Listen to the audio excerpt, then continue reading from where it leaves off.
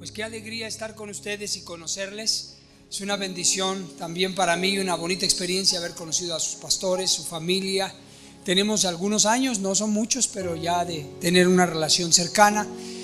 Y hemos tenido bonitas experiencias juntos. Soy Gabriel López, somos de la Ciudad de México. Salimos de la ciudad con una visión misionera y con un sentir, una carga en el estado de Guerrero, particularmente en el municipio de Teloloapan.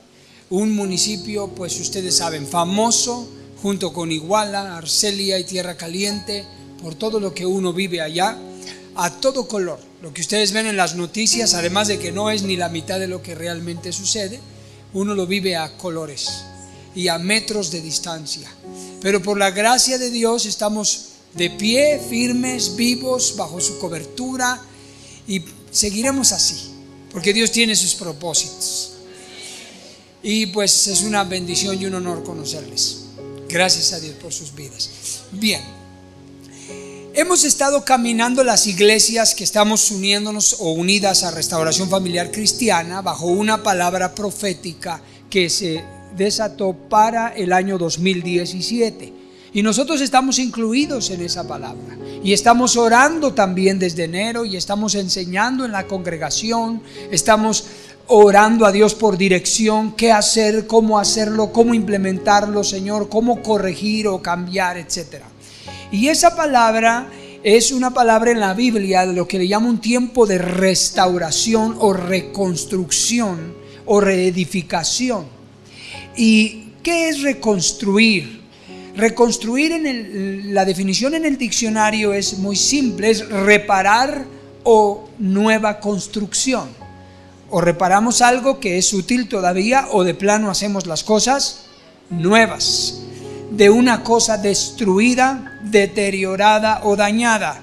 Generalmente se emplea para edificios u obras, así que la palabra reconstrucción es muy propia en la Biblia de edificios, obras. Y la casa de Dios es un edificio, y nosotros también somos un edificio espiritual, una obra del Señor. Vamos a orar, ¿le parece bien? Inclínense su cabecita. Señor, gracias por la oportunidad de haberte conocido. Gracias por cada familia que ha venido con fe. Oramos para que tu palabra nos ministre y nos hable, y tu palabra, Señor, siga marcando la dirección y el principio en el que debemos caminar y saber lo que debemos hacer.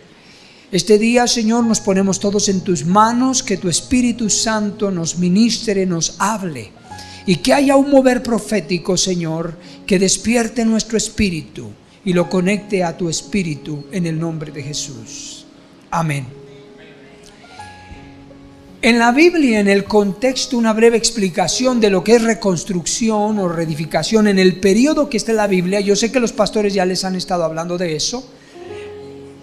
Los libros que muestran, los principales libros que muestran todo este periodo en la Biblia, en los últimos tiempos del Antiguo Testamento, antes de Cristo, los que lo muestran son libros, por ejemplo, Esdras, el libro de Esdras, que cubre un periodo del año 540 al 515, el libro de Ageo y Zacarías, que son dos profetas menores, según así se clasifican, en el año promedio 520.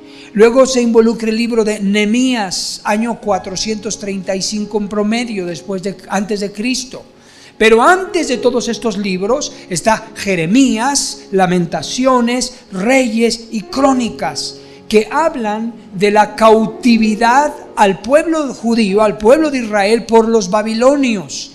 Causa el pecado, causa la rebeldía del pueblo de Israel, la idolatría. Vivir vidas tibias, vidas mundanas, vidas de doble corazón, vidas sin temor a Dios, vidas sin rendición a Dios. Entonces Dios preparó un ejército para tratar con su pueblo.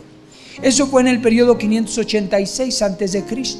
Después de la cautividad y la devastación y el saqueo y las terribles muertes que hubo y lo desolador que fue esa situación, que devastó el templo, devastó al pueblo, devastó las familias, Dios inicia un periodo, un proceso de reconstruir algo destruido, dañado. Y ese proceso es el del que les estoy hablando y del que estamos orando y caminando. México no es la excepción. De todos los países del mundo o continentes, el continente más evangelizado es Latinoamérica. Misioneros europeos y norteamericanos han llenado Latinoamérica del evangelio. Y de todos los países latinoamericanos, el peor en idolatría es México. El que menos cristianismo tiene, vidas cristianas. Avivamiento, Colombia, Argentina, Nicaragua, Guatemala, Brasil, etc. México todavía no se da el avivamiento. Inundados por gobiernos injustos, por saqueos, inundados por delincuentes y sicarios y modalidades de delincuencia que no hay palabras que describan. Eso no es poco. Se requiere un tiempo de reconstrucción para México. Yo creo sinceramente, hermanos, quizá porque vivo en un estado donde se ven las cosas al rojo vivo, y porque llega el momento en que el corazón está al borde de decir: Señor, ¿cuándo? O sea, no es posible. Fosas y fosas y fosas y fosas clandestinas cerca de donde estamos nosotros, donde pasan uno con los carros. Allá en ese monte, en ese otro monte, 200, 300, 400 cuerpos. Entonces dice uno: ¿hasta cuándo? ¿Hasta cuándo? Todavía tenemos en la iglesia personas que sus maridos no aparecen. Uno de 3 años, otro acaba de aparecer después de 1 año hecho calaverita, ¿verdad? Entonces necesitamos nosotros comprender que este asunto profético de reconstruir el templo, de reconstruir las puertas, de reconstruir los muros, es verdad, es verdadero, es real. No es un tema, no es un mensaje dominical, no es una predica para cubrir el resto del año. Es un llamado profético, porque Dios no hace nada si no revela la dirección profética para hacerlo. ¿Por qué? Porque está profetizado para la nación de México un avivamiento hacia el mundo, ya no para que entre a México, sino que de México comience a salir misioneros al mundo entero, para traer una nueva frescura de evangelización, de regar la semilla que se ha sembrado por cientos de años en tantos lugares. Y nosotros, ustedes y nosotros, no somos la excepción. Por eso el periodo de reconstrucción es cosa de salvación.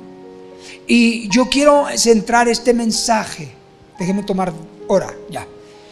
Quiero centrar este mensaje en 2 principales eventos. No digo que son los únicos, pero yo en mi caso ahorita les voy a hablar de 2 principales eventos. El primero tiene que ver con la relación de la reconstrucción y las profecías de Jesucristo.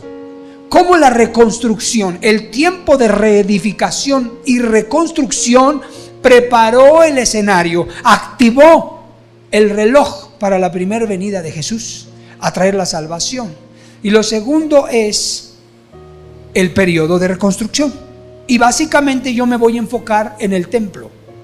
Ahora bien, vamos a abrir nuestra Biblia en Daniel 9. Daniel capítulo 9, versículo 20 al 27. Libro de Daniel capítulo 9, del 20 al 27.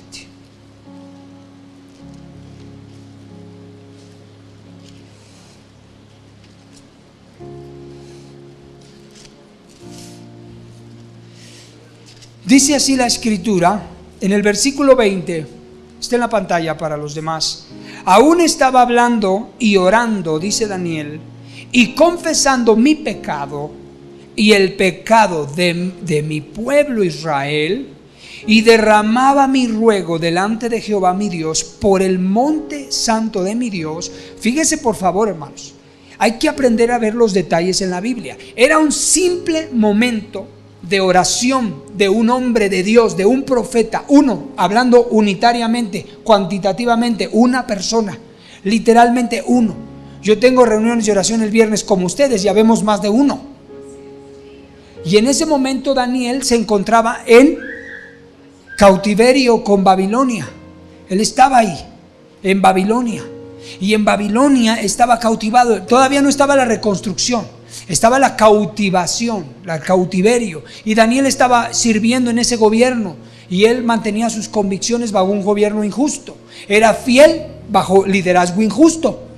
Entonces aprendió a esperar y oraba. Y en su reunión de oración, algo que se nos olvida, en verdad se los digo, se nos olvida que hay un... ¿Qué es eso? Hay un reloj en el cielo. Hay un tiempo que sigue corriendo mientras nosotros nos distraemos en el fútbol, aquí y allá, y perdemos el tiempo. Allá no, allá hay un... Y mientras allá hay un relojito, también hay un Dios que está, dice la Biblia, buscando hombres en la tierra entendidos de sus tiempos y de lo que el pueblo tiene que hacer. Y olvídese de los que están alrededor. Dios se va a conectar tarde o temprano con esos hombres entendidos, tarde o temprano. Y Daniel estaba orando y derramaba su ruego, y dice el verso 21, aún estaba hablando en oración cuando el varón Gabriel, o sea su servidor, a quien había visto en la visión al principio, volando con presteza, dice aquí mi versión, no sé cómo dice ahí. Ajá, exacto, presteza es rapidez para decir o hacer una cosa. Volando con rapidez, vino a mí como a la hora del sacrificio de la tarde. Fíjese, ¿a qué hora vino? A la hora del sacrificio. Estaba Daniel orando, adorando, en momento de sacrificio devocional, intimidad, sacrificio, entrega.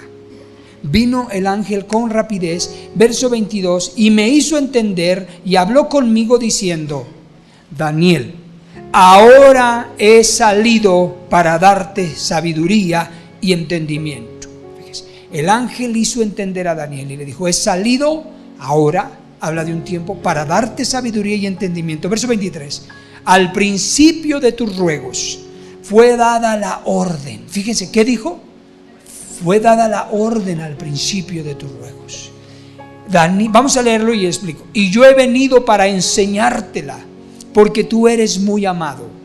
Entiende pues la orden y entiende la visión. Está un hombre, un ser humano, un judío en ese tiempo, un cristiano de hoy, postrado orando en algún momento del día, con verdadera entrega y reverencia, uno solo. Y en ese momento se conecta el cielo con la tierra, el Señor Dios de los ejércitos. En ese momento mira a Daniel, ve su reloj, checa las cosas, ve los tiempos, la situación, y el Señor en el cielo da la orden. A esa hora, en ese momento, en el cielo se dio una orden. Gabriel, ahora es el momento. Se activa algo. ¿Qué sabemos si hoy, 19 de marzo, en algún momento del día, se dé la orden para algo que va a comenzar y que en algún momento lo vamos a ver manifestado? De hecho, el diablo no hace nada de lo que él quiera hacer sin el permiso de Dios. Y esta situación que vivimos de delincuencia hace ya 12 años, vamos a hacer 13 años, hubo un momento en que se dio la orden, a donde Satanás pidió permiso para entrar a nuestra nación bajo ese modelo de delincuencia, y la orden fue dada, como cuando fue dada la orden para que Babilonia entrara a Israel. Pero tiene que llegar el momento que se dé otra orden para revertir ese efecto, para reconstruir, para reparar, para restaurar. Y con Daniel estaba sucediendo eso. Y luego dice el versículo 24, estreméscase con esto, 70 semanas están determinadas sobre tu pueblo y sobre tu santa ciudad, para terminar la prevaricación y poner fin al pecado y expiar la iniquidad, para traer la justicia perdurable y sellar la visión y la profecía y ungir al santo de los santos. Sube pues y sabe pues y entiende que desde la salida de la orden ¿Ya se dio cuenta? Desde la salida de la orden para restaurar y edificar a Jerusalén hasta el Mesías príncipe habrá 7 semanas y 72 semanas se volverá a edificar la plaza y el muro en tiempos angustiosos. Habla de edificación, de tiempos, de períodos. Verso 26. Y después de las 62 semanas se quitará la vida al Mesías, mas no por sí. Y el pueblo de un príncipe que ha de venir destruirá la ciudad y el santuario, y su fin será como inundación, y hasta el fin de la guerra durarán las devastaciones. Y por otra semana confirmará el pacto con muchos. A la mitad de la semana hará cesar el sacrificio y la ofrenda. Después, con la muchedumbre de las abominaciones, vendrá el desolador hasta que venga la consumación y lo que está determinado. O sea, ¿cuántas semanas se determinaron? Y lo que está determinado, o sea, 70 semanas, se derrame sobre el desolador. Cuando Dios le mostró esto a Daniel, el reloj se activó en el cielo y se estableció cuándo comienza el conteo. Y según los datos cronológicos, históricos y contextuales de estos libros, inicia con Nehemías en el capítulo 2, cuando Nehemías, o sea, después de Daniel, pasa un periodo de años. Y cuando Nehemías siente el llamado, la carga de restaurar, reconstruir el muro de la ciudad de Jerusalén y sus puertas, cuando Artajerjes da la orden, ahí el reloj literalmente comienza el conteo de 70 semanas para el fin del mundo. Hermanos queridos, el inicio del fin del mundo fue en el año 435 antes de Cristo. Han pasado 2435 más 17 años. Y según la escritura dice, habrá 3 periodos. El primero será de 7 semanas. Cada semana en el contexto de la historia es un año, son 7 años, un año por día. Son 7 años, una semana. 7 semanas por 7 años, hubo un periodo de 49 años.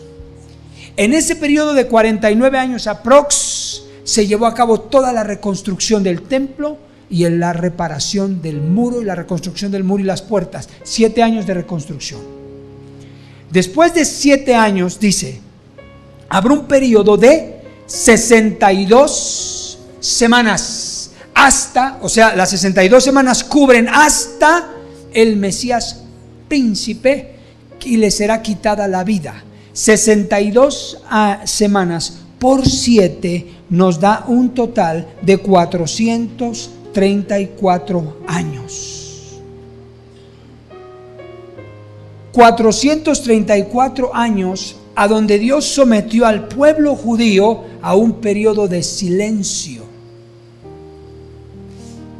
Y el último profeta antes del silencio fue Malaquías, que reveló la condición del liderazgo de los sacerdotes, de los líderes, de los creyentes, de los judíos, hoy en tiempo de la iglesia. Y si usted quiere leer cómo se cerró el Antiguo Testamento, en el libro de Malaquías, la triste historia de un pueblo que veía a Dios como Padre y no lo honraba, como Dios y no le temía, que le daba de lo peor. Después de que les reparó el muro, las puertas y les construyó un templo y los liberó del cautiverio de Babilonia a través de nuevos reyes y les permitió regresar a su tierra. O sea, bien malagradecidos, endurecidos, y entraron en el periodo de 62 semanas. ¿Qué hizo Dios en 62 semanas? Nada. Silencio. Dios ya dijo.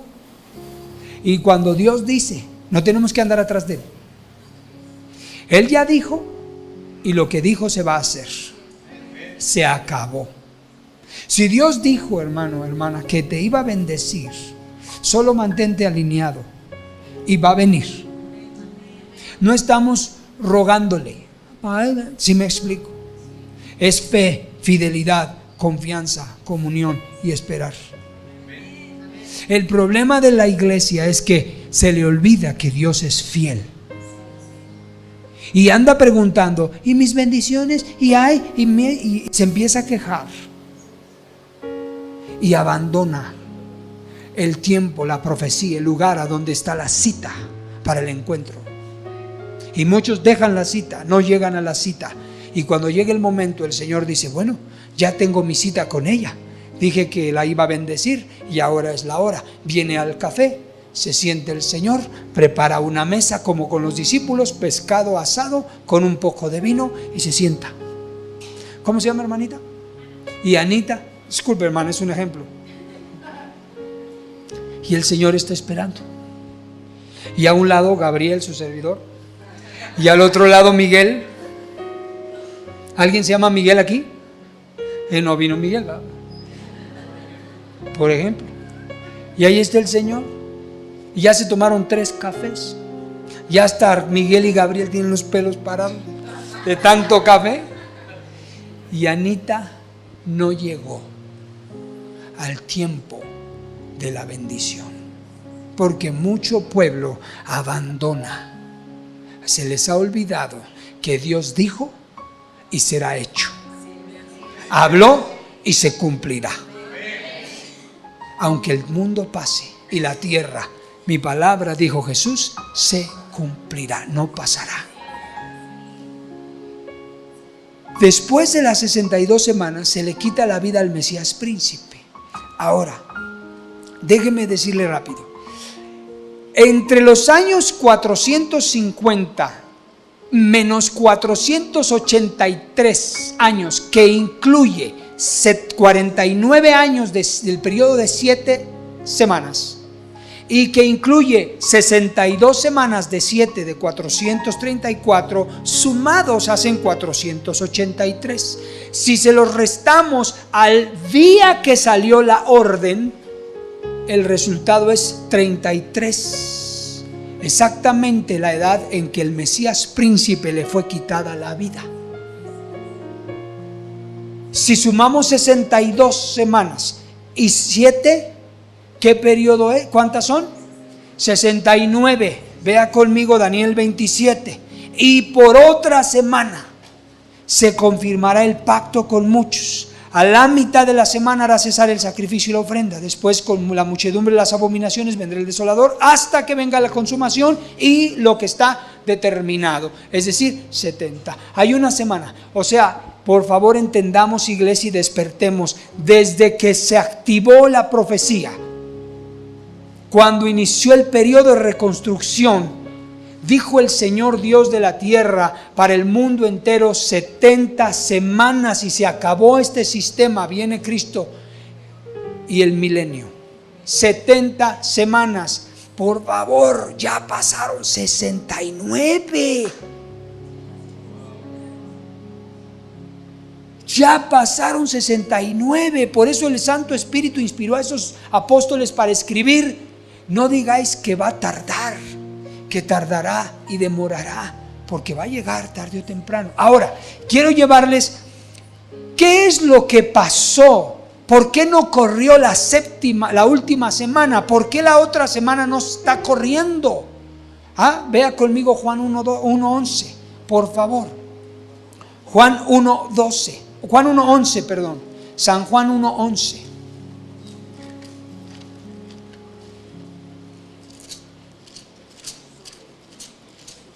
Dice San Juan 1:11. ¿Ya lo tiene? A lo suyo vino y lo suyo no le recibieron, mas a todos los que le recibieron les dio el derecho de ser hijos de Dios. El verso 13, los cuales no son engendrados de carne y sangre, o sea, no son hijos de Dios judíos, sino de Dios, engendrados por el Espíritu Santo. a través de la fe de quienes creen que Jesús es el Hijo de Dios y el Señor y Salvador del mundo. Y en Juan 3:16 dice: porque de tal manera amó Dios al mundo que entregó a su Hijo unigénito para que todo aquel que en él cree no se pierda, tenga vida eterna. Y verso 17: porque no lo envió para condenarlo, sino para salvarlo por medio de él. Ahora, déjeme explicar esto. El punto es que cuando vino el Señor Jesús y se le quita la vida, se cumplen 62 semanas más 7, 69. Cuando el Señor Jesús, si el pueblo judío, sabemos que Dios sabía que esto no iba a suceder, pero así estaba establecido. Si el pueblo judío, su pueblo, le hubiera recibido como rey, como Señor, y hubiera sido salvo, ahí, usted y yo, el mundo ya no sigue corriendo. Ya no hubiera más tiempo, porque es que decimos, no, ¿cómo crees? Sí, cuando venga Cristo se acabó y todo lo que está adelante ya no va a existir. Así debió ser hace 2000. Cuando vino el Mesías se cumplen las 69 semanas, se le quita la vida, Él resucita y comienza la cuenta para 7 años, la septuaginta semana o 70 semanas. Ahí iba a correr. ¿Qué hizo el Señor? Como su pueblo lo rechazó, Juan 1:11. Ok, rechazan a mi hijo, no lo aceptan.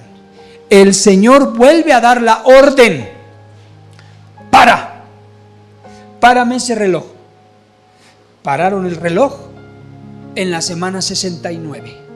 Solo queda una, hasta que entre la plenitud de los gentiles en conversión y salvación.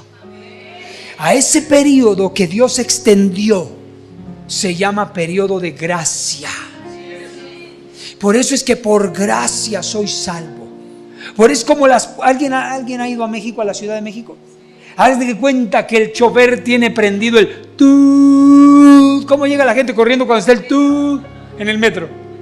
Córrele, llega. ¿Y qué dice uno? Ay, qué buena onda que no cerraron las puertas. ¿No es así? Los que han viajado en el metro así le hacen. O así le hacíamos. Ay, qué buena onda. Pero ya estás adentro y tú, ya, ciérrale, ya. Porque tú ya estás adentro. Pero el chofer tiene gracia y se asoman los choferes del metro y ven cómo está, corre la gente. Y por gracia dice, espérate que entre. Si es mala onda, ya va a entrar, ciérrale. Lucas 13 dice: Señor, ¿son pocos los que se salvan? La respuesta del Señor Jesús fue: esfuércense a entrar. Es decir, como en el metro, ahí sí captan bien. Se esfuerce y te meten. No, ahí te meten porque te meten al vagón. Ahí mira, tú párate en el metro, Pino Suárez, Zócalo, Allende, Hidalgo, donde tú quieras. Déjate llevar. O sea, no te preocupes. Se abren las puertas, sale la gente y tú nada más ponte de apechito. Vas a llegar hasta el... No te aseguro que llegues con cartera y celular, pero de que entras. Esforzaos a entrar. ¿Sabes cómo dice el Señor Jesús ahí? Porque muchos, esta palabra me impacta, es tan pragmática, tan práctica, porque muchos procurarán y no podrán. La vida cristiana no es de yo voy a la iglesia, yo le echo ganas, yo trato, yo ahí voy. Eso es procurar. Todos los que viven la vida cristiana así no entrarán. Ahí está escrito, no entrarán. Lo siento, hermano, no te condeno yo. Tú que quieres procurar entrar, no vas a entrar. Aquí dice que para entrar hay que esforzarse. No procurar, no tratar, no echarle ganas. No, ahí la llevo. Sí voy, pero es que no vas a entrar. Está escrito y lo que está escrito se va a cumplir. Así como se cumplió el dolor y el sufrimiento que él vivió, y así como se cumplió que verían sus huesos y se zafarían todos sus huesos y le deformarían la cara, así como se cumplió, ¿por qué no se va a cumplir lo otro? Así se va a cumplir. Y nosotros tenemos que entenderlo y aceptarlo. Y dejar de pensar que como Dios es bueno y misericordioso, me va a pasar por alto toda mi tibieza, todo mi pecado. No, no es así. Así nos dice la Biblia. Eso es un falso evangelio, anunciado y predicado por Satanás a los oídos de cada persona. Eso no es así. La salvación es por gracia, pero no es barata. Es gratis, pero costó la sangre de Cristo. Y no podemos tenerla por inmunda y pisotearla. Tenemos que entrarle, pero de veras, esforzados, a entrar por la puerta angosta, porque muchos procurarán y no podrán. Entonces, el plan del Señor fue ese. Ahora, ¿qué hacemos entonces? Me disculpa, me voy a quitar el saco, ¿sí está bien? Gracias. Perdón, muchas gracias. Ahora, ¿qué vamos a hacer, hermanos? La semana 70 se va a cumplir cuando el Señor ya determine la segunda venida del Señor, cuando Él venga. Ahí se va a volver a activar el reloj otra vez. Échalo a andar. Va a llegar un momento en que Dios Padre va a activar, y Apocalipsis capítulo 6 verso 1, el caballo blanco va a venir. El edicto de paz se va a firmar en Israel. El anticristo va a engendrarse en un gobernante. Va a llegar ese tiempo, hermano. Así como llegó el tiempo en que el Mesías Cristo vino y se cumplieron las 69 semanas. Va a llegar, se va a volver a dar la orden, y entonces al mundo le queda, le guste a los presidentes o no, va a quedar 7 años. Uno díselo a un gobernante que vea verdaderamente que el Señor Jesús, la iglesia, vea que ya vino el anticristo y que es de a de veras ya, y si nos tocara a nosotros va a haber profetas que van a ayudarnos a discernir, apóstoles que nos van a ayudar a discernir en el cuerpo de Cristo en todo el mundo, y el Espíritu dará testimonio a nuestro espíritu que viene el Mesías, el Señor, para llevarnos con Él. A ningún gobernante le va a parecer que le digamos: se acabó tu periodo de 7 años, cuate. ¡Ay, 7 años! Sí, 7 años, se acabó, es una semana, 7 años. Se va a activar el reloj. Pero, escuche, hermano, mientras eso no suceda, como decía mi esposa, estamos tú y yo viviendo nuestra 70ª semana. ¿Sí me comprende? Si Cristo no viene en nuestro periodo, está bien, Él va a venir tarde o temprano, pero tú y yo, nuestra vida representa la semana 70. No sé si me expliqué. Son palabras que ella me dijo. Su vida y mi vida, Cristo va a venir, ese es asunto de Él con el mundo. Pero usted y yo, para ti y para mí, esta es mi semana 70. Porque en esta semana yo muero, se acabó mi semana 70. Ya para mí ya olvida de mí, ¿qué me importa la semana 70 aquí en la tierra? Yo me voy a ir allá o me voy a ir abajo. Es mi semana 70. ¿Qué hago? Yo me preguntaba cuando escribía y estudiaba esto, ¿qué hacemos? ¿Qué hago en mi semana 70? ¿Qué hago en mis 7 años? Un ejemplo, mis 7, simbólico. ¿Qué hacemos? Mire conmigo, por favor, Esdras 5 del 13 al 16. Es la segunda parte del mensaje de la que le hablé. Libro de Esdras, capítulo 5, 13.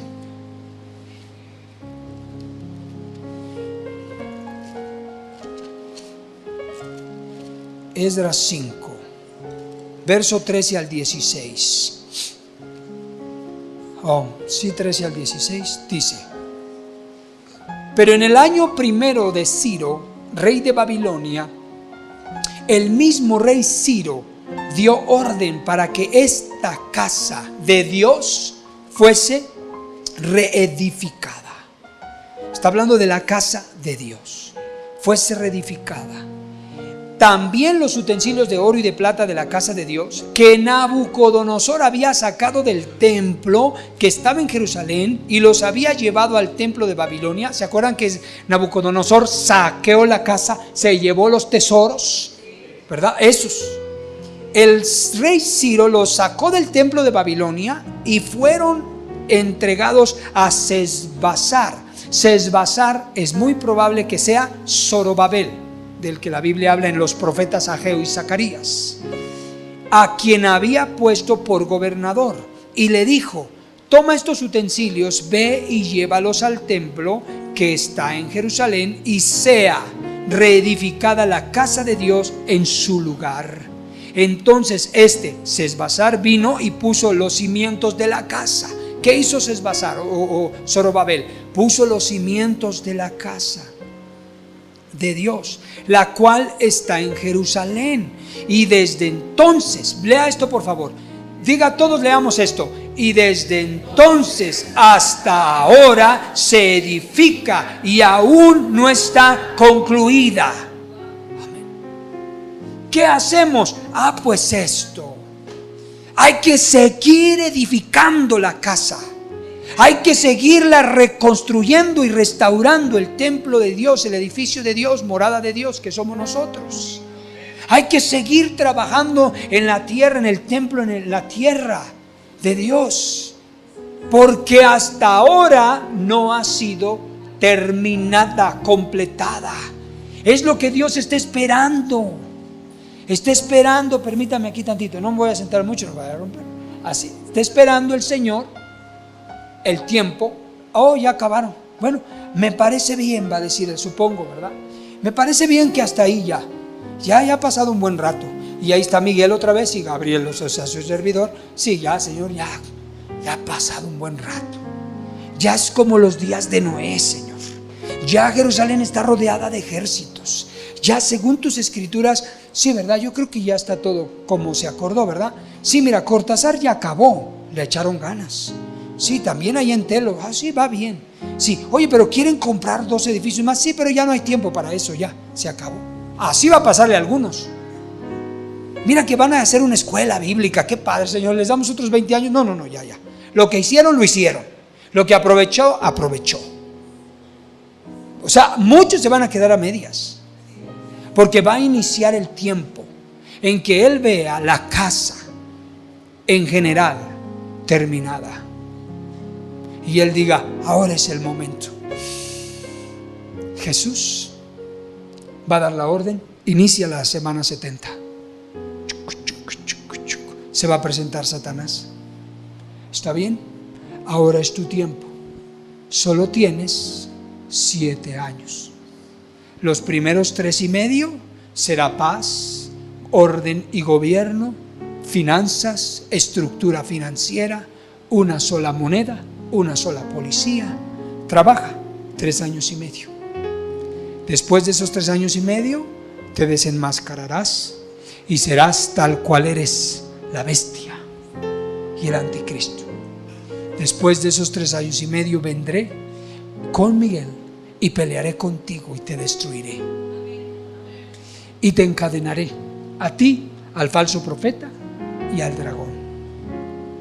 Y regresaré a la tierra y la voy a volver a restaurar por 1000 años, con todo mi pueblo fiel que ha creído en mí y trabajó por mi nombre en esa tierra, por los que di mi vida. ¿Estás listo, Lucifer? Estoy listo, Señor. Tienes mi permiso. Adelante. Se subirá a su caballo blanco y vendrá en caballo blanco para imitar a Jesucristo el Señor, con la bandera falsa de la paz. Y cuando digan paz y seguridad, entonces vendrá el fin. ¿Qué hacemos? ¿Ir a ver televisión más de lo que leemos la Escritura?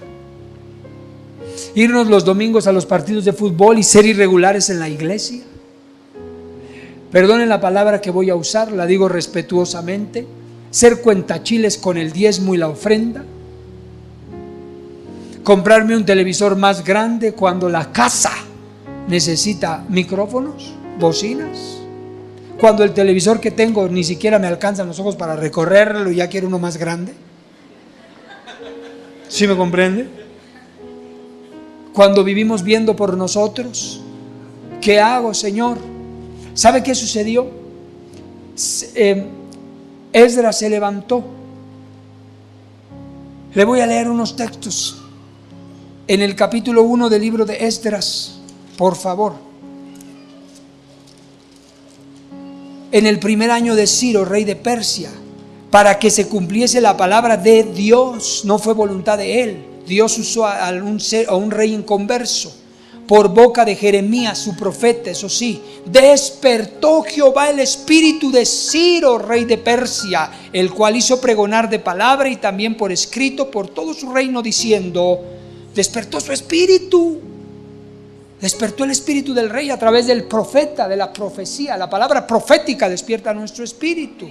Y dice, así ha dicho Ciro, rey de Persia, Jehová el Dios de los cielos me ha dado todos los reinos de la tierra, lo honró y lo glorificó, y me ha mandado que le edifique casa en Jerusalén, que está en Judá. Hay inconversos que son más sensibles a Dios y que le obedecen más que mucho pueblo suyo. Porque había mucho pueblo de Dios. Créamelo, ahorita lo vamos a leer. Y luego dice en el versículo 3, quien haya entre vosotros, dijo el rey, de su pueblo sea Dios con él, y suba a Jerusalén, que está en Judá, y edifique la casa de Jehová, Dios de Israel. ¿Quién tenía que edificar la casa? Su pueblo. ¿No agarró a sus soldados persas, a sus albañiles, obreros, ingenieros y arquitectos? A ver, les doy el dinero, Jeremías, Dios me habló y voy a reedificar el templo. No, Dios le dijo cómo lo haría. Él solamente dio la cobertura, el respaldo, la orden, el decreto, la libertad. Y su pueblo se levantó y reconstruyó la casa.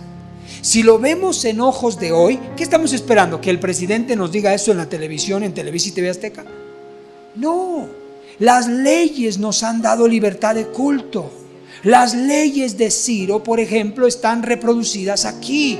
Podemos los cristianos levantarnos y construir a donde podamos construir. Hay permisos, licencias, leyes que nos gobiernan y nos permiten.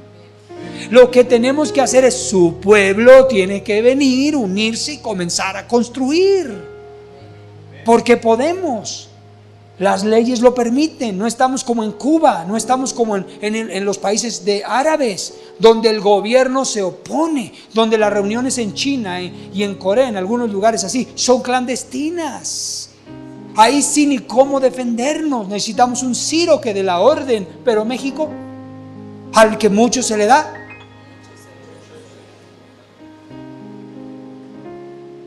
tenemos que aprovechar que las leyes sirénicas, por decirlo así, están desatadas para levantar y edificarle y construirle casa al Señor, porque la obra todavía no acaba, dijo Esdras, y tiene que continuar siendo reedificada. En el versículo 4, y todo el que haya, dijo Ciro, quedado en cualquier lugar donde more, fíjese, en cualquier lugar, ayúdenle los hombres de su lugar con plata, con oro, con bienes, ganados, además de ofrecer ofrendas voluntarias para la casa de Dios, la cual está en Jerusalén. ¿Ciro tendría dinero o no? Claro, todo lo que el pueblo de Israel hubiera necesitado. Eso es lo que hizo Herodes 165 años antes de Cristo en promedio. Agarró y les construyó un templo a los judíos, glorioso. Ni les pidió un centavo, se los construyó él solo. Ciro no hizo eso. Ciro era la cobertura, pero el pueblo lo va a hacer. ¿Por qué? Porque tenía que dar de lo suyo para honrar al Señor, que se iba a glorificar, los iba a salvar, proteger y bendecir. Nada de que pidan apoyo y pidan apoyo y pidan apoyo. El pueblo que ama la casa es el pueblo que la edifica. Es el pueblo que la hace. Aquí están las formas que sucedieron para darnos testimonio y que enderece nuestras formas de pensar. ¿Cómo se hizo? ¿Cuál fue la experiencia? ¿Qué sucedió? Porque en esta misma experiencia, en el versículo 5 al 6, fíjese quién edificó. Entonces se levantaron los jefes de las familias, de las casas paternas de Judá y de Benjamín. Fíjese, jefes de casas paternas, o sea, padres de familia. Los sacerdotes y levitas, o sea, ministerios.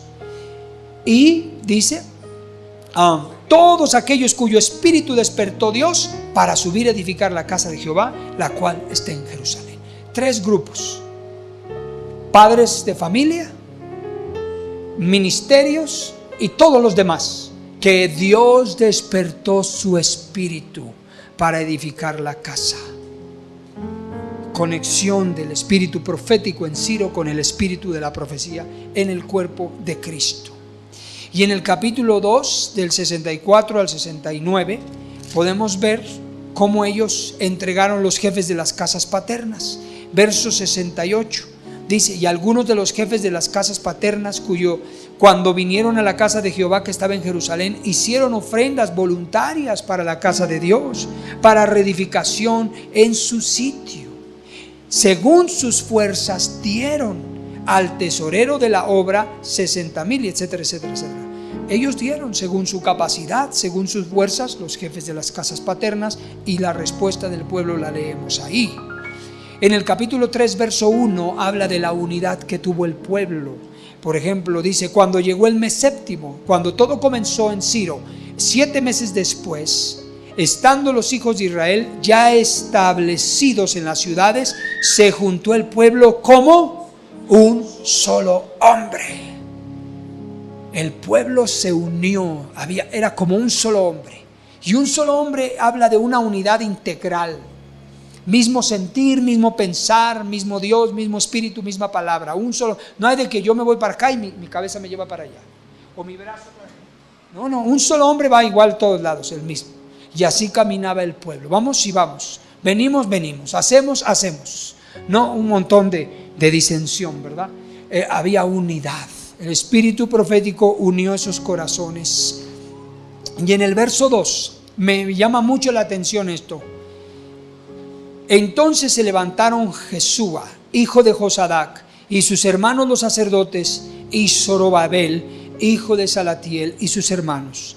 ¿Y qué dice? Y edificaron el altar del Dios de Israel para ofrecer sobre él holocaustos, como está escrito en la ley de Moisés, varón de Dios. Vean el verso 6, por favor. Desde el primer día del séptimo mes comenzaron a ofrecer holocaustos a Jehová. Vea el verso 6. Pero los cimientos del templo de Jehová no se habían echado todavía. Y dieron dinero a los albañiles y carpinteros, asimismo comida, bebida y aceite a los sidonios y tirios, para que trajesen madera de cedro del Líbano, el Líbano, por mar a Jope, conforme a la voluntad de Ciro, rey de Persia. Era tan espiritual la oración, el sacrificio, como la construcción del templo. Los mismos albañiles y herreros y todos ellos estaban conectados en una vida espiritual. Todo era espiritual, tan espiritual una cosa como la otra. Pero me llama la atención que todavía los cimientos del templo no se echaban, pero lo primero que restauraron, ¿qué fue? El altar. El altar habla del sacrificio de una vida. Romanos 12:1, presenten su cuerpo en sacrificio vivo. El altar es reconstruir el sacrificio de Cristo en mi corazón, la obra de Jesús. Restaurar el altar es restaurar la entrega, la pasión, restaurar la puerta de las ovejas por donde entraban para el sacrificio. Entonces la iglesia tiene que restaurar el sacrificio, la ofrenda, la entrega, la fidelidad, la pasión, el sacrificio de Cristo en el corazón.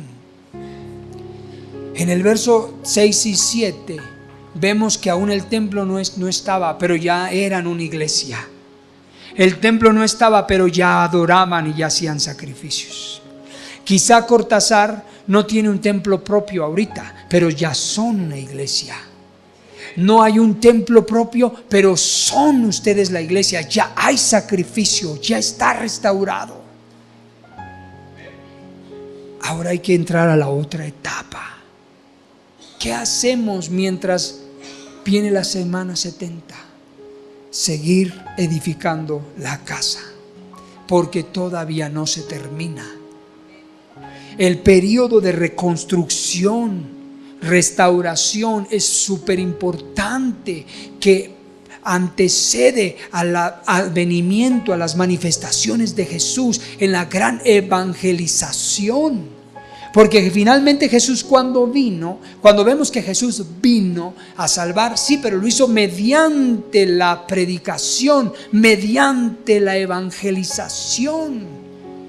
Entonces la gran evangelización fue resultado, fruto, manifestación del periodo de reconstrucción del templo, los muros y las puertas. Porque ese es el orden que Dios preparó. Y cuando Dios vio un espíritu restaurado, un espíritu de reconstrucción, de restauración en la iglesia, voluntad de reedificar, Él hizo una gran evangelización. Comenzó el tiempo de la salvación. Por eso no podemos subestimar, porque oramos viernes tras viernes, día tras día, salvación, conversión, salvación. Añade a la iglesia a los que han de ser salvos. Pero si su pueblo no está trabajando en la reconstrucción, reedificación y restauración que antecede la evangelización, ¿cómo se manifiesta el Salvador? Y de la misma forma, el periodo de gracia para el reloj y entra un periodo de gracia, pero ¿para qué? Mientras vuelve a venir el Salvador. Para la gran salvación otra vez. Pues hay que seguir reconstruyendo y restaurando la casa porque todavía no se terminó. Y somos privilegiados con ser parte de los constructores, de los reedificadores. Estamos en el escenario de los hechos bíblicos. Y lo tenemos en tan poco. Nos extraviamos con nada. Perdemos la dirección del Espíritu. Por eso les decía al principio, cuando una palabra profética se levanta verdadera y se desata, no es un mensajito dominical, es una dirección que se tiene hasta que se cumple. Hasta que se cumple. No puede haber más. Es la rema, es la dirección que Dios marcó. Es por acá. Y para la gente que nos visita por primera, segunda o tercera vez y que escuche estos mensajes, debe saber que esto que sabemos de Jesús que vino, el Señor, creo en Jesús, así, pues fíjese cómo se dieron las cosas para que Jesús viniera a la tierra. Y para que Jesús el Señor vuelva a venir y cambie el sistema del mundo y traiga una nueva, la salvación final, tenemos que seguir la evangelización y tenemos que seguir la reconstrucción y la reedificación de un templo. O sea, ¿a poco en serio es importante un templo? Sí, es simbólico, sombra. El templo refleja lo que hacemos por su casa, por su obra, lo que sacrificamos y anteponemos como el pueblo de Israel, oro, plata, etcétera, refleja el corazón por él. David era David. Y David fue quien fue David. Y para los que no saben quién fue David, fue el rey de Israel más grande de toda la tierra, fuera de Jesucristo el Señor, el más amado y el que tenía el corazón conforme al corazón de Dios, y el que será rey de Israel por siempre y para siempre reinará sobre Israel después de la resurrección. Cristo el rey, y David tendrá su lugar. Es porque David tenía tres características. No tengo tiempo para describirlas en la Biblia, pero están las tres. Amaba a Dios con todo su corazón. Amaba su palabra con toda su alma. Lo amaba. Y amaba la casa. David amaba a Dios, amaba la palabra y amaba la casa. Por eso David dijo: no construiré una casa para mí, ni viviré en mi palacio. Viviré en una tienda de campaña hasta que no le construya a mi Dios su templo. O sea, es importante, por supuesto, porque refleja el corazón. Después se va a acabar, pero Dios también está construyendo su templo. La Nueva Jerusalén está lista, es un templo físico que vendrá a la tierra. Si no fuera importante y no fuera valioso, no estuviera en la Escritura como parte de la historia y de los moveres proféticos que Dios hacía alrededor de las construcciones, reconstrucciones y edificaciones. Y por eso David dijo: es mejor estar en la entrada de la casa, en el patio, un solo día, que 1000 días todo lo que pueda hacer fuera. Para mí es mejor, porque David amaba su casa. Él estaba diciendo: prefiero dormir y estar echado, ¿no?, acostado en el patio, un día que 1000 días dormido en mi palacio. O sea, amaba la casa, amaba a Dios y amaba su palabra. Nosotros decimos, hazme un corazón como el de David. ¿Cómo, hermanos? ¿Solo brincolín? ¿Dance y dance? No. Lo que realmente hacía que David fuera un gran adorador era que amaba a Dios, amaba su palabra y amaba su casa. Queremos ser unos grandes adoradores, pero no amamos la casa. Entonces eso no es congruente con el corazón de David. No amamos su palabra, queremos llenarnos de su presencia en adoración y alabanza, pero no leo su palabra. ¿Cómo? Pura emoción, pura experiencias, lenguaje universal en mi espíritu. No, pues cualquier cantante me va a hacer, si me comprende, hasta no sé cómo se llaman estos pelones cantantes del mundo. Dime un nombre. Espinosa Páez también me va. ¿Sí me entiende? O sea, si yo quiero hacer esto, pero con amor por su palabra, tengo que leer su palabra. ¿Sí me comprende, verdad? Por eso es que la verdad, por eso es que vemos, mire, yo sé lo que ustedes han vivido. Soy pastor desde hace 17 años con mi familia. He perdido 3 generaciones de músicos. Un músico hermoso de corazón, experto, que nació con nosotros, lo enseñé. Yo no lo enseñé a tocar, pero lo impulsé. No tocaba ni las latas, ¿verdad? Pero lo impulsaba y aprendió a tocar guitarra, teclado, batería. Era un artista el cuate, empírico, pero tenía habilidad. Se nos entra a la congregación una mujer de 38 años. Él de 18, le gustó el chamaco porque estaba guapo, el hombre, el joven, se lo lleva. Eso no puede estar así. Eso no está bien. Dios va a demandar a los que les dio el llamado y el don. Aunque no lo creas, va a tratar con usted. No se necesitan para adorar a Dios. No dependemos de ellos para adorar a Dios. No hablamos de los instrumentos, hablamos de los lugares. De los levitas que edifican el templo, dice sacerdotes y levitas. Yo sé lo que han vivido. He perdido cientos de personas en nuestra iglesia por varias razones. La delincuencia es la principal. Pecado, enfriamiento, tibieza. Muchos emigran porque nuestra ciudad es muy limitada. No hay universidades, no hay industrias, no hay fábricas, no hay fuentes de empleo. O eres comerciante, ganadero o maestro. No hay más. Son los 3 áreas de socioeconómico en la ciudad: comerciante, maestro, ganadero. Y como los chavos no quieren ser ni maestros, luego ni ganado, porque pues vieron crecer a sus abuelos y padres en una ciudad ganadera, campo. Y pues comerciantes, ¿qué venden? Si ya todo venden allá. Más chiles, más tomates, más semillas, más cacahuates. Se van cada 6 meses. Perdemos jóvenes. Lo entiendo. Lo que no entiendo es cuando hay alimento en la casa y no se pone en el altar y no se pone en el sacrificio. Eso es reedificar la casa, reconstruir no solo los muros, no solo las puertas, no solo los edificios, también la infraestructura, lo de adentro de la casa, los ministerios que son útiles y una bendición para otros. Y necesitamos despertar el espíritu, que el Espíritu Santo despierte en nuestro espíritu como despertó el espíritu del pueblo y de Ciro, el rey. Necesito hablar de un punto más y luego entrar a la conclusión. ¿Puedo? Sí. Gracias. Cuando el pueblo de Israel se levantó para edificar, también hubo enemigos. Créamelo, yo sé de eso. Hubo enemigos. En Esdras 4:4, mire lo que dice: pero el pueblo de la tierra, Esdras 4:4, intimó al pueblo de Judá y lo atemorizó para que no edificara.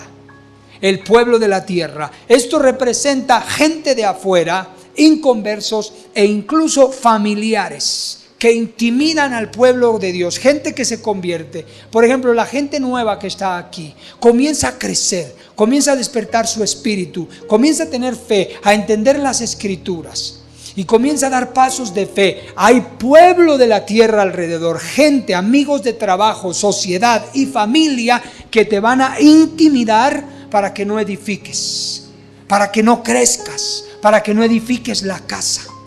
Aquí está escrito. El demonio los va a incitar y los va a levantar. En el versículo 5, vea lo que dice: sobornaron además contra ellos a los consejeros para frustrar sus propósitos todo el tiempo de Ciro, rey de Persia, y hasta el reinado de Darío, rey de Persia.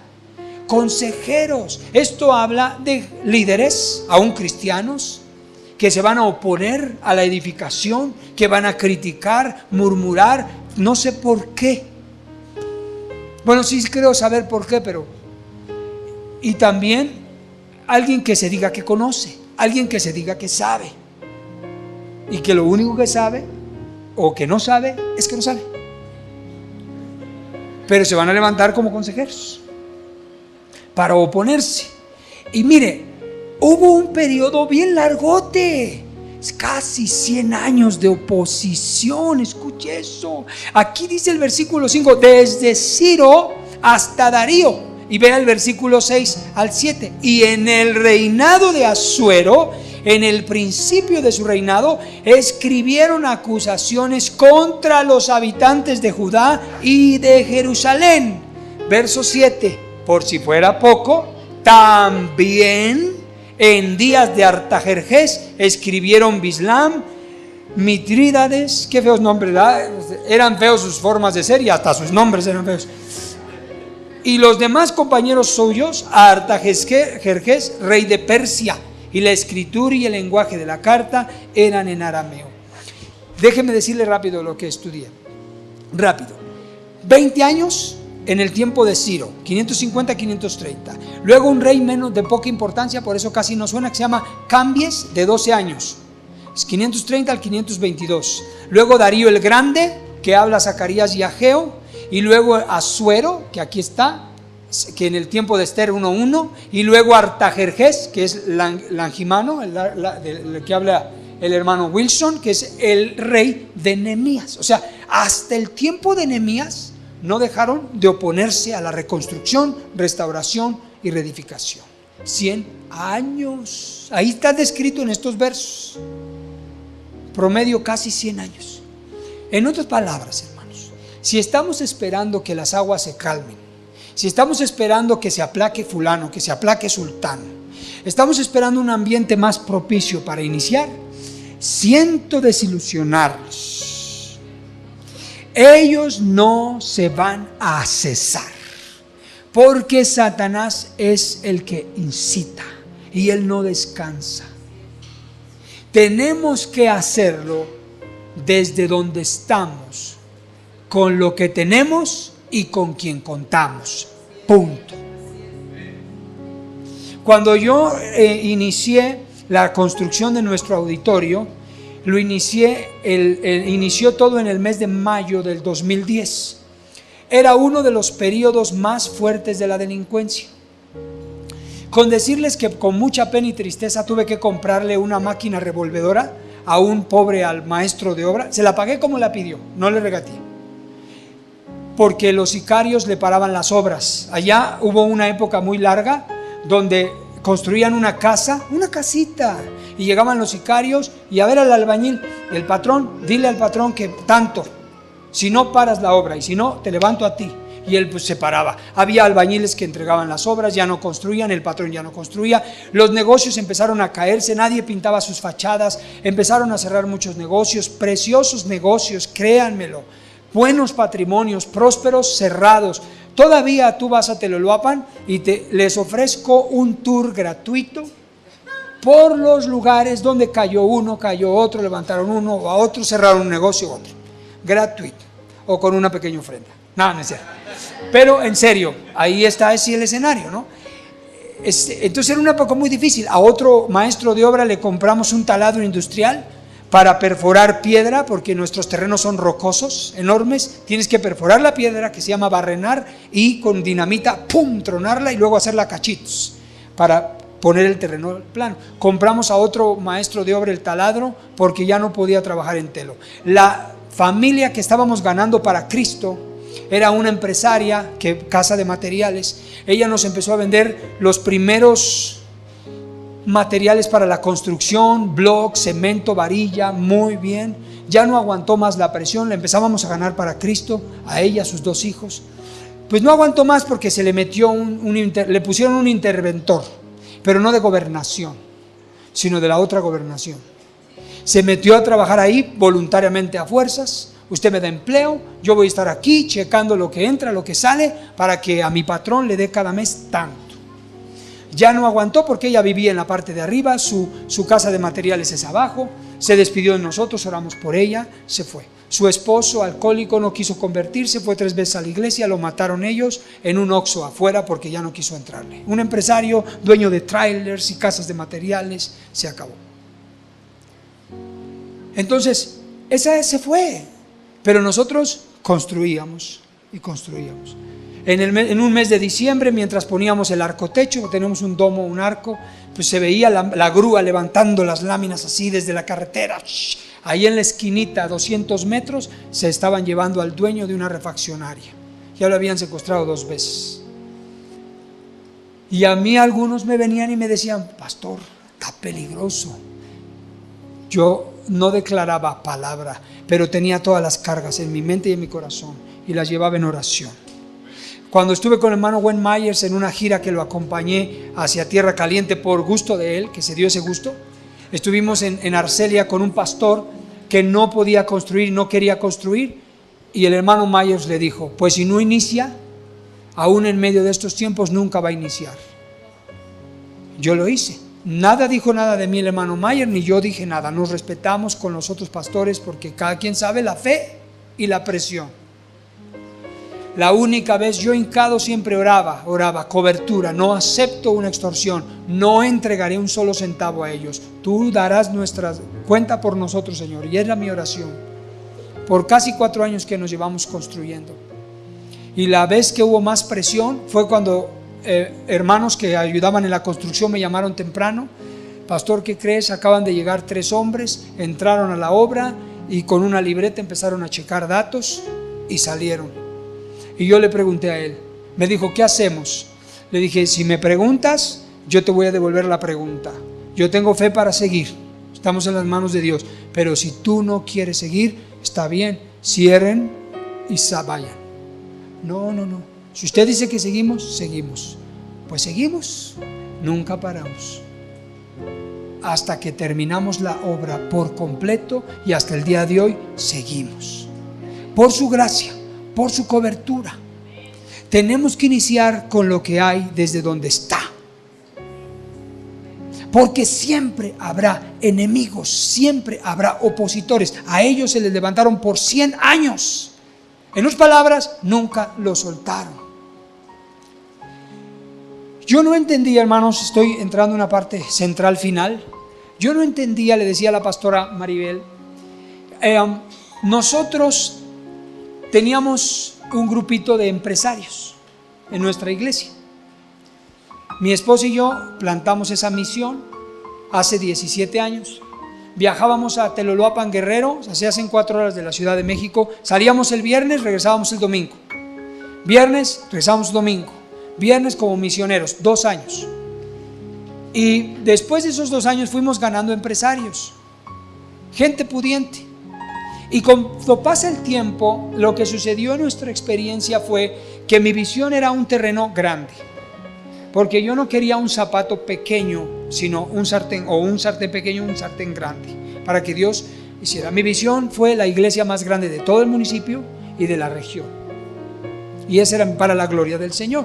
Y yo le decía: Señor, yo quiero que la iglesia sea más grande que las mismas iglesias católicas.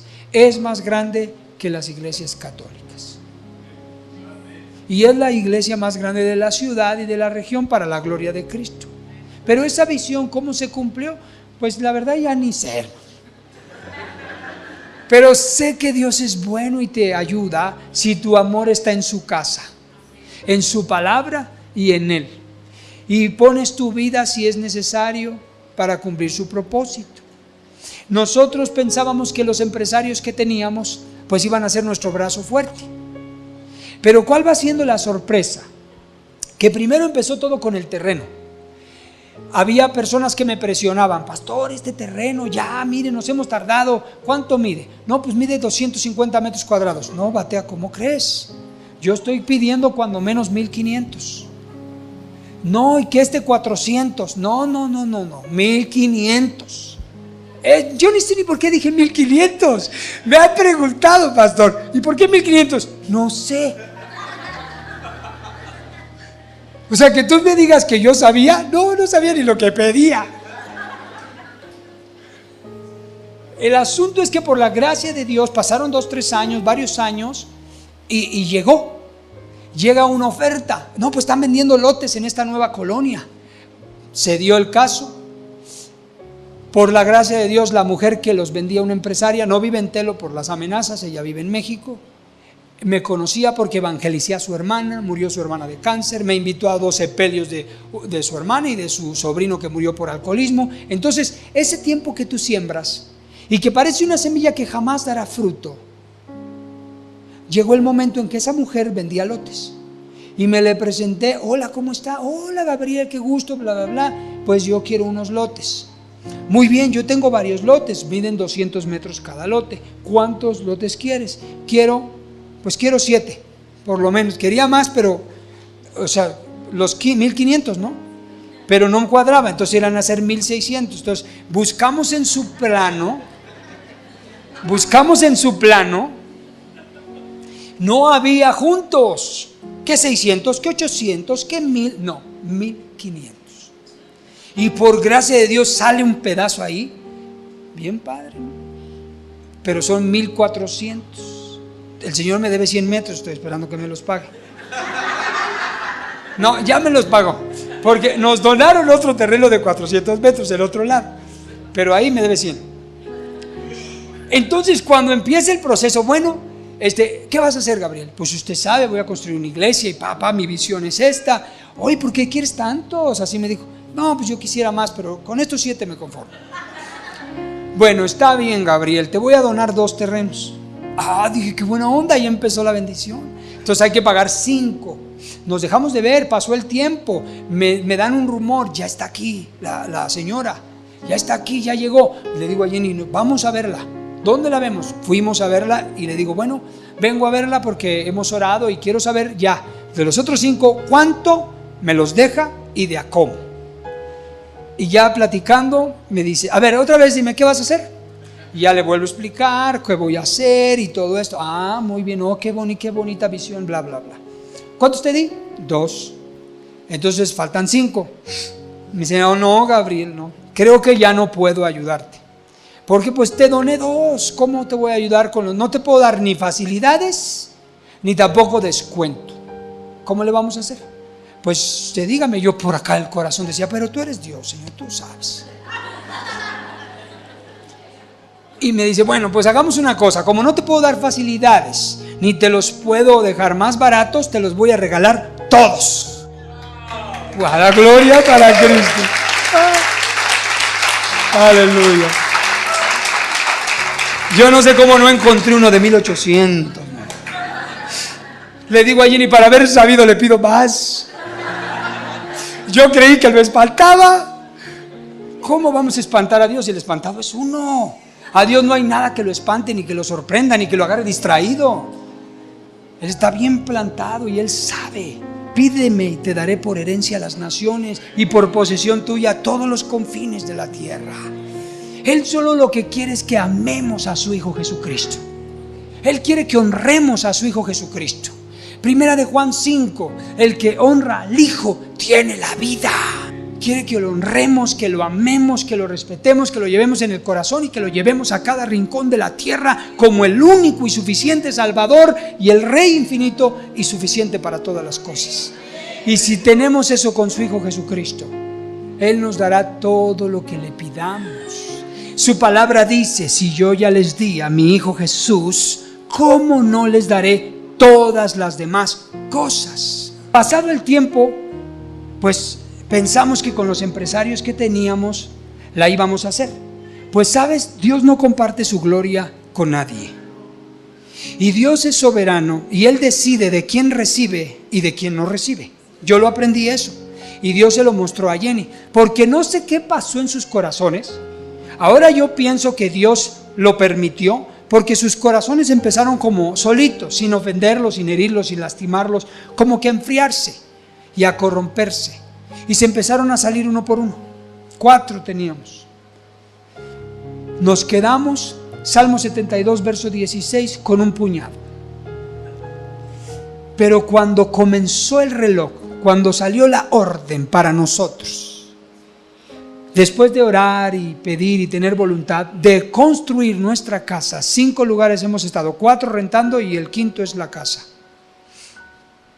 Dios lo hizo con un puñado de gente, con fe, con amor y con sacrificio.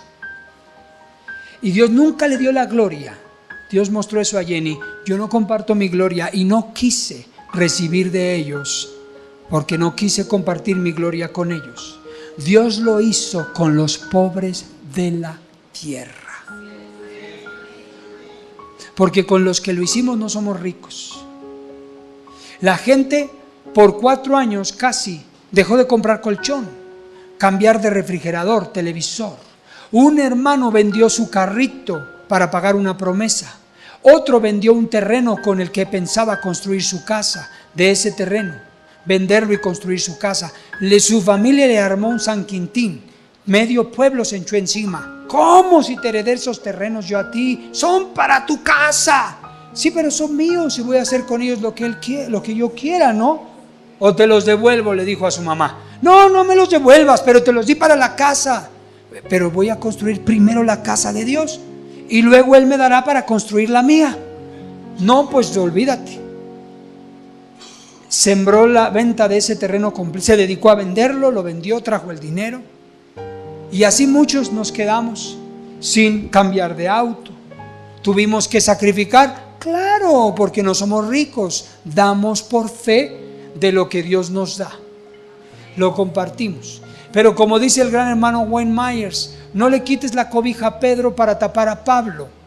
Tuvimos que aceptar el reto de construir la casa sin dejar de diezmar. ¿Me explico? Diezmas, ofrendas para la casa. Diezmas, ofrendas porque hay alimento en mi casa y con esta mano edificas. Así lo hicimos. Y tú no te imaginas que yo vivo en una ciudad bajo una cultura que es súper hiper cerrada al dinero. Ahí te crucifican por los diezmos. En mi pueblo es horrible eso, horrible como no te imaginas. Pero Dios despertó el espíritu de la gente. Puso fe. Hermanas que traían esclavas de años antes en el mundial, que se compraba una esclava bien cara, la vendían y traían el dinero y lo entregaban.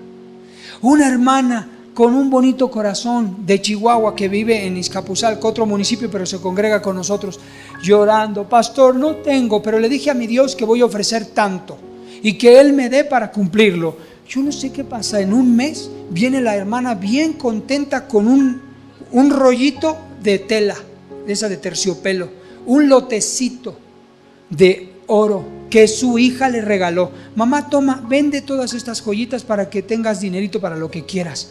Aquí está, pastor, de mi promesa. Dios me dio para venderlo y pagar la promesa que ofrecí.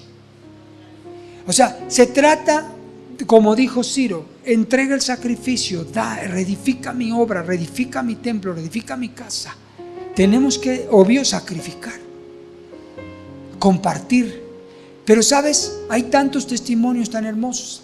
Antes de contarte estos últimos testimonios, ya para cerrar, hermanos,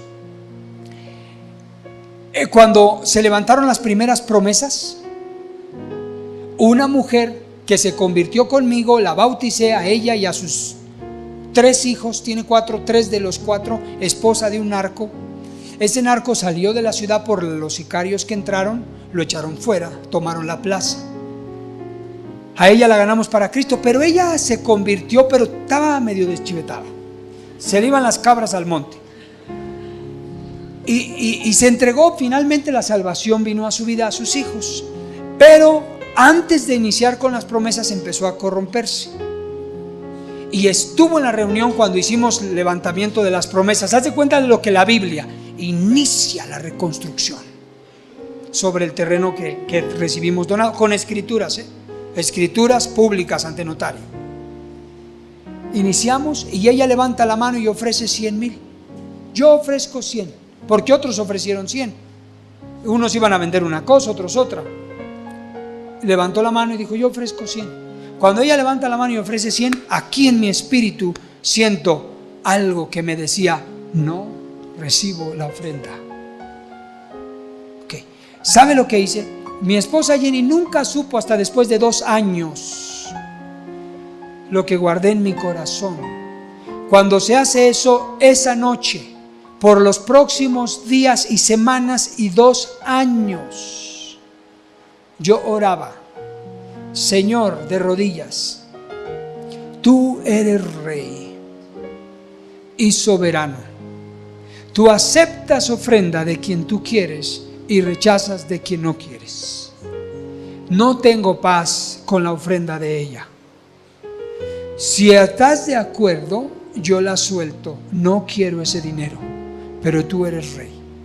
Y otra cosa te pido: no veo buen fruto en su vida. Si es posible, llévatela de la iglesia. En el primer mes se fue de la iglesia. Nunca entregó un solo centavo. Y por 2 años me dediqué a orar por cobertura, porque sus hijas están, pero en ese tiempo metidísimas hasta los codos. Y ella llevó toda la información. En esa primera reunión levantamos promesas por 968,000 pesos. Tú dirás: wow, créemelo que era la mitad de gente de lo que hay aquí. Si tú estás pensando que es porque podemos, con los pobres de la tierra. Yo ofrecí mi parte y cumplirla, y así oraba: Señor, cobertura, tú atas su boca, guárdanos. Si me explico por qué, ¿verdad? Guárdanos. Me llegaban rumores que ella decía que nos andaba dando dinero. Yo decía: Señor, tú eres justo, y los que murmuran y se levantan en contra, tú los pondrás en paz. Como también aquí dice en Esdras 5, que cuando por segunda vez, porque pasó algo, el pueblo de Israel dejó de edificar y se tardó 15 años en volver a edificar, porque dejó que las murmuraciones y las críticas les ganaran, y 15 años se detuvo. Y es cuando Dios, a través de Ageo y Zacarías, despertó el espíritu otra vez del pueblo, pero les exhortó en Ageo 1 diciendo: ya es el tiempo de edificar mi casa, porque ustedes han vivido, lean Ageo 1, Ageo 2 y Zacarías 1, han vivido en sus casas artesonadas, mientras mi casa, dice el Señor, está en ruinas. ¿Hasta cuándo os levantaréis? Por eso yo he detenido sobre vosotros la lluvia, y por eso ustedes trabajan mucho y recogen poco, reúnen dinero y lo guardan y se les cae como en un saco roto. Por eso no producen sus ganados ni sus campos, porque han abandonado mi casa. Levántense y reconstruyan mi casa, suban al monte, traigan madera y reconstruyan mi casa. Dios dio la orden, se levantaron murmuradores y se detuvieron. 15 años. Y en Zacarías habla muy fuerte: Dios se enojó con el pueblo. Y 15 años después despertaron, ya ni pidieron permiso al rey. ¿Sabe qué hicieron? Bueno, tenemos derecho de construir, lo que les dije hace rato. vamos a reconstruir. Empezaron a construir y se levantaron otra vez. Y fueron con el rey y le dijeron, ¿sabes qué? Están construyendo y es un pueblo divisor, y es un pueblo esto, y es un pueblo el otro. Y están construyendo bien, y ya llevan los cimientos, y ya pusieron las paredes, y ya pusieron las puertas. O sea, dieron testimonio del avance. Y están alcanzando sus metas. Rey, deténlos, porque ellos dicen que Ciro dijo. ¿Y sabes qué hizo el rey? Así, procedió con ética. Tráiganme el libro de las crónicas. Se lo trajeron. Busca lo que acusan ellos, a los judíos. Buscaron. No, rey, aquí dice que Ciro dio un decreto que construyan el templo. ¿Oh, sí? Ah, bueno, ¿sabes qué hizo? A ver, ustedes vengan acá que están chismosos e intrigosos. Aquí dice que Ciro ordenó la construcción del templo. Que sigan adelante y ustedes vayan a ayudarles. Tú, créemelo, léelo, te va a encantar, te vas a reír. Léete como un cafecito. Te vas a gozar, te vas a recargar en el sillón y vas a decir, ese es mi Dios. ¿Sabes, hermano? A veces Dios se molesta con nuestros corazones porque olvidamos su casa, no la reconstruimos, no la reedificamos, no la ensanchamos su territorio. Ustedes, por la bendición de Dios, ya no caben. Despierten su espíritu. Van a tener que hacer 2 reuniones mientras compran el terreno y comienzan la construcción. 3 reuniones, gloria a su nombre. ¿Sabes por qué? Porque cuando comienza la reconstrucción, la restauración, se levanta la puerta del pescado, de la salvación, del Salvador, y viene la buena nueva para que Dios añada a la iglesia a los que han de ser salvos. Fue la reconstrucción la que trajo a Cristo en el tiempo. Me refiero a los tiempos. Es la reconstrucción de la casa. Vuelvan a reconstruirse los ministerios. No depende de los pastores, depende de tu corazón, de ti. La gente nueva que por segunda o tercera vez tal vez no le agarre la onda a todas las loqueras que he dicho. Pero una cosa te pido, créelo. Y con esto voy a concluir. Primera de Juan, capítulo 5. Este es un texto especial para ustedes.